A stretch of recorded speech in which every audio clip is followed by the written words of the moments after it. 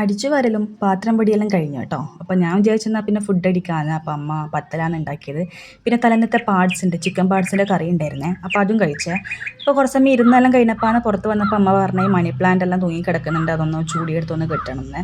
അപ്പോൾ അതെല്ലാം എടുത്തിട്ടൊന്ന് ജസ്റ്റ് ഒന്ന് കെട്ടി കൊടുത്തു കേട്ടോ. ആദ്യം ഇത് മൊത്തം നശിച്ചു പോയതേനും, പിന്നെ ഒന്ന് ഈ തണലത്തെടുത്ത് വെക്കുമ്പോൾ ഒന്ന് പിടിച്ച് കിട്ടിയത്. അപ്പോൾ ഇന്നത്തെ വീഡിയോ ഇത്രയേ ഉള്ളൂ. താങ്ക്